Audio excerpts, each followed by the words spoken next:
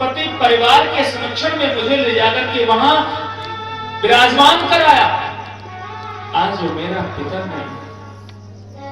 माओ के मरने पर बेटियां तो केवल रो के रह जाती हैं, लेकिन जब पिता पधारता है तो बेटियां अपने चौखट पर आकर के और पछाड़ खा करके मानो गिर पड़ती हैं, रोती, मानो उनके हृदय पर पत्थर का पहाड़ टूट पड़ा हो। ऐसे बेटियों का स्वभाव है। अगर घर में किसी झगड़ा विवाद के कारण पिताजी आज गुस्साए हुए हैं, मां से परिवार सबसे ना, घर में कोई मना ले, सबको डांट देंगे, लेकिन बेटी जाती है, पैर पकड़ती है नीचे से, पिताजी चलिए पा लीजिए। बेटी समझाती, महाराज इतिहास खा के देख लीजिए, शास्त्रों में भी वर्णन है और लौकिक व्यवहार में देखेंगे। बेटा तो अभिमान में या उसके स्वभाव में है ही नहीं कि जाएगा मनाएगा, लेकिन बेटी जाकर रोती है, और जब बेटी अपने पिता के सामने जाकर के रो देती है तो पिता जाकर के उठ करके भोजन प्रसाद पा लेता है, गुस्साता नहीं। बोले क्या भगवान की जय हो।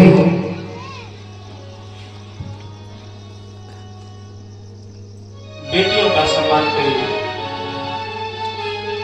आजकल कलयुग में ऐसी विडंबना फैल गई है महाराज कि बोले एक ही बहू है और एक ही सासू मां है, और उन लोगों में भी बांट बखरा हो गया है। क्यों?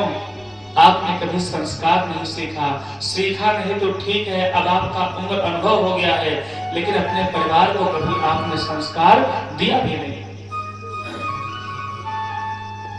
मैं बार बार कहता हूं, पैसा कमा करके आप लोग क्या करेंगे? मरते समय लेके जाना है थोड़ी, हाथ फैला कर आए हैं, हाथ खोल कर जाएंगे, मरते दम तक भगवान नाम स्मृति फल भोग पाएंगे।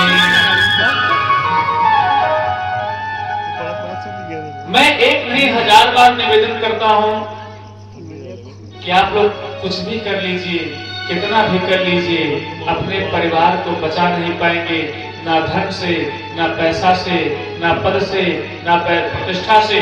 अगर अपने बेटी और बेटा को बचा सकते हैं तो मात्र भगवान के ऐसी कृपा, नाम मंगल गान करके और अपने संस्कार से, संस्कार रहेगा तो चारपाई पर लेटे हुए बाप का भी हुक्म और आदेश बेटा मानेगा। और अगर आपने संस्कार नहीं दिया है, अपने बेटों को अपने चरणों में प्रणाम नहीं कराए हैं, सीताराम नहीं करवाए हैं, टाटा हाय हाय बाय बाय किए हैं, तो विवाह होने के बाद ही मेहरुआ लेके जाएगा, आपको भी कहेगा मम्मी टाटा बाय बाय, रहना वही अपना, चूल्हा फूकना पड़ेगा। जो महिलाएं बहू आने के बाद चूल्हा फूकती हैं, आपके भाग्य में कमी है, आपके कर्म में कमी है। अपने आप को दोषी माना करिए कि कैसा मैंने पाप किया था कि बेटा भी है जवान, बहू भी आ गई है, और इस अवस्था में मुझे चूल्हा फूकना पड़ रहा है, यानी कि भोजन बनाना पड़ रहा है। अगर संस्कार दिए होते बेटे को तो बेटा एक बार डपट के अपनी पत्नी को कह देता, सुनो अगर मेरे माँ बाप का सेवा नहीं करोगी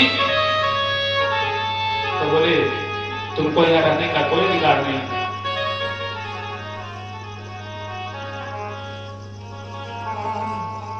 लोग कहते हैं कि बेटों के अकारांत के नाते, बेटों के परेशानी के नाते बाप छोड़ के चले जाते हैं वृद्धा आश्रम में।